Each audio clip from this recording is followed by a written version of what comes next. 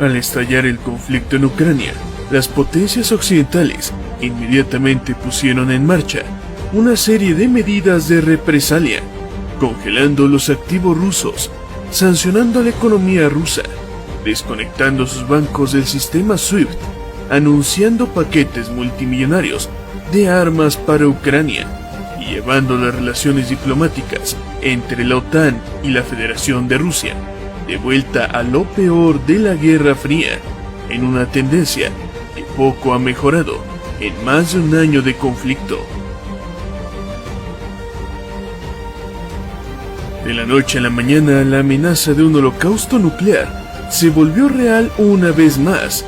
al tiempo que surgía una nueva Guerra Fría.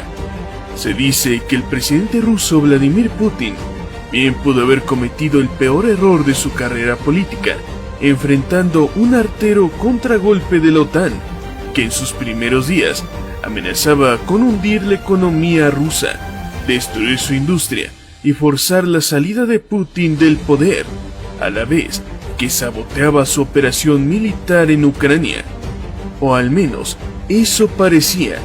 pues ahora la Federación de Rusia vive una recuperación económica e industrial sin precedentes. Ha fortalecido los lazos con sus aliados y el efecto boomerang de las sanciones ha complicado enormemente la estrategia de Occidente en un momento en el que de nuevo la dinámica del campo de batalla indica una inminente victoria rusa en el conflicto en Ucrania. Y es por ello que debemos de preguntarnos por qué Vladimir Putin, en febrero de 2022, echó por la borda más de 3 décadas de cooperación con Occidente, surgida tras la caída de la Unión Soviética.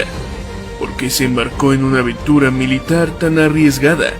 ¿Y por qué, en el imaginario colectivo del pueblo ruso y del propio mandatario ruso, el conflicto de Ucrania es tan importante? ¿Por qué lo consideran un conflicto existencial para la Federación de Rusia? Debemos de remontarnos casi 30 años atrás, a mediados de la década de 1990, inmediatamente después de la caída de la Unión Soviética, cuando la CIA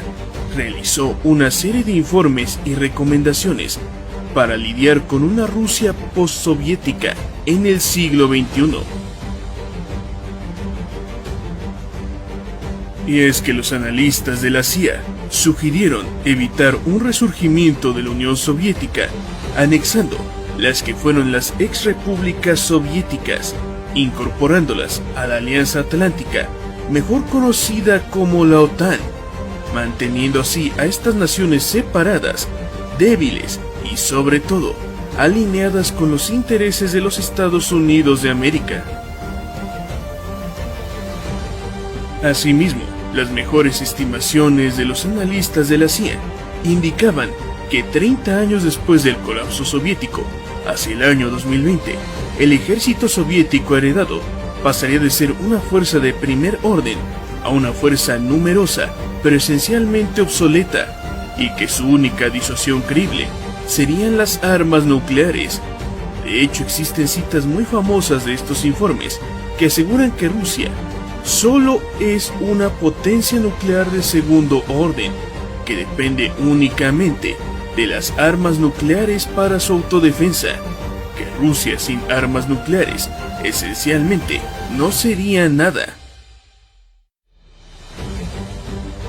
Sin embargo, una estrategia final para eliminar la amenaza rusa contemplaba la subdivisión de la Federación de Rusia en pequeñas naciones soberanas, apoyando movimientos secesionistas locales, una guerra civil limitada y, por supuesto, el apoyo a diversas facciones y naciones resultantes por parte de los Estados Unidos y sus aliados para finalmente establecerse y extraer todos sus recursos naturales. Asimismo, y si esta estrategia no resultaba viable, la CIA estimaba que para el año 2030, la situación tan deplorable de las Fuerzas Armadas rusas las volverían esencialmente inoperantes, Para aquel entonces, sin modernizaciones, 40 años después de la caída de la Unión Soviética, las fuerzas de respuesta nuclear y las fuerzas aéreas rusas serían tan obsoletas y estarían tan degradadas que la brecha tecnológica permitiría que la OTAN lanzara un primer ataque, primero para neutralizar el potencial nuclear de Rusia y luego para decapitar su gobierno y librar una guerra convencional que los llevaría hasta Moscú y la derrota final de Rusia. Parte de estas predicciones se volvieron realidad, con la marcha lenta pero inexorable de la OTAN hacia las fronteras de la Federación de Rusia. Asimismo, el énfasis en las armas stealth, el escudo antimisiles estadounidense y otras armas ofensivas se aboca claramente a una doctrina de primer ataque potenciado por bombarderos y aeronaves furtivas que penetrarían en profundidad la Federación de Rusia, y finalmente el escudo antimisiles les permitiría repeler un contraataque ruso. Sin embargo, las Fuerzas Armadas rusas han sufrido una fuerte modernización en la última década, y el estado débil y atrasado de sus Fuerzas Armadas volvió a la vanguardia, y de hecho también desarrollaron medios precisamente para evitar un primer ataque occidental. Es por ello que se han presentado armas del juicio final, como el Poseidón, el Avangard, las armas hipersónicas e incluso la mano muerta de Rusia, los sistemas antimisiles S-500 y S-400, todos medios destinados a evitar un primer ataque occidental